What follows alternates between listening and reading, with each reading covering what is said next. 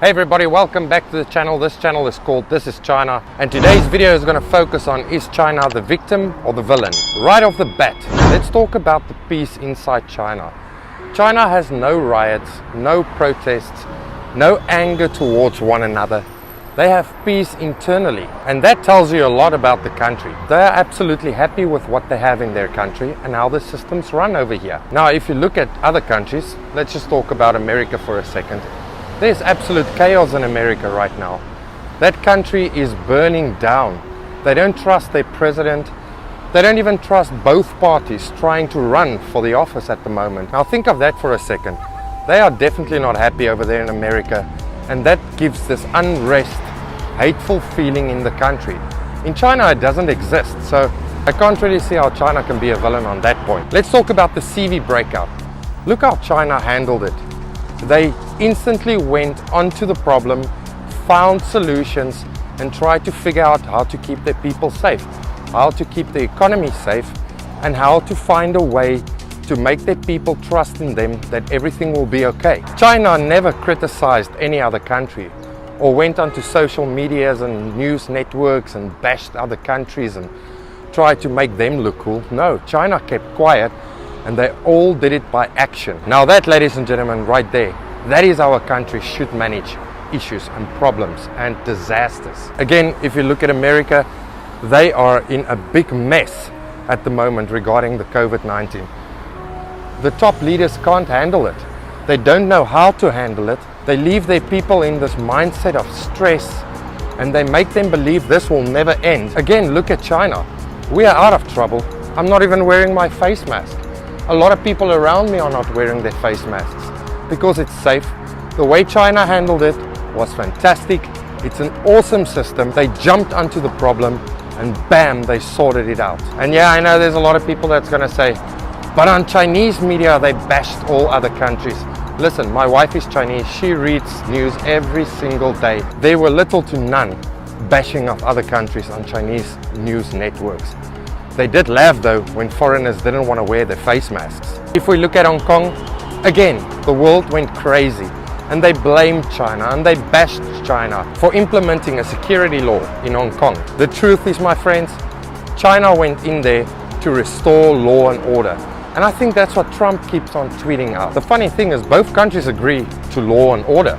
But if China does it in a city like Hong Kong, where youngsters were burning down buildings, setting people alight, breaking down the city, China is the villain. I seriously can't understand it. Double standards. The economy of China is busy growing so strong that they will become the #1 country in the world. And the rest of the world can't handle this. They want to make China a villain for working hard. Hey, listen, China is a pro-working country. And if I can recall correctly, I think that's what Trump stands for as well. And that is an American value. Working hard for the money you earn. That is what's happening over here in China. The Chinese people are working hard to build up their economy because they want to be #1, but they want to do it without war. And here's something for you to think about. If you don't have work in your country, you will turn to crime. That is what China is busy doing. They are working hard, all of them together, to create more jobs for each and every person of these 1.4 billion people to have a steady income monthly to look after them and their families. Now that for me is amazing, and I can't see why the world will think China is the villain. Chinese people are so sad and oppressed, I hear you say down there in the comment section. Absolutely not. That is an absolute lie. The Chinese people are happy.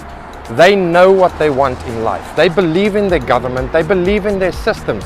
They are goddamn happy of being Chinese. You do get immigrants that go into America and other countries. The Chinese people that do that are normally the guys with a super cool skill. They go abroad, make a ton of money, come back to their home country, and they live an awesome life here in their beloved China. And this is a funny for me. The government works so hard for its people that the people are happy. They love their country, they love the government systems, but instantly the government has been labeled as a villain. Again, the world says China is the villain. I can't understand it. Let's talk about Xinjiang for a minute here. You, my friends, you have been fooled for a very long time by the Western fake news. Listen, let me tell you what is happening in Xinjiang. The Chinese people are fighting terrorism over there and extremism. It's exactly the same as what America does. But again, if China goes into an area and fights against terrorism, then instantly they are labeled as the villain. I seriously again can't get my head around this. You tell me why.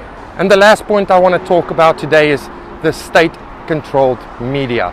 I think it's a brilliant system because look at what's happening again in America. You have Fox News, you have CNN. All of these news networks are absolute full of lies, and they lie to their people to make them believe in a narrative the news agencies want you to believe. Here in China, they block that from happening. The Chinese government prevent this from happening. That is why everything goes through the state to make sure that the news the Chinese people consume are true and trustworthy and real news. CNN, Fox News, all of that news networks, they are one big lie. In China, it doesn't happen. So to end of this video, I have a few questions for you guys. A country that upholds unity and sacrifice, is that a terrorist nation? A country that was broken down by war and came out of poverty, is that such an evil thing? Or is this just a threatened West trying to paint China into this evil, evil villain? You go and leave your comment in the comment section down below, and I'll see you guys in the next one.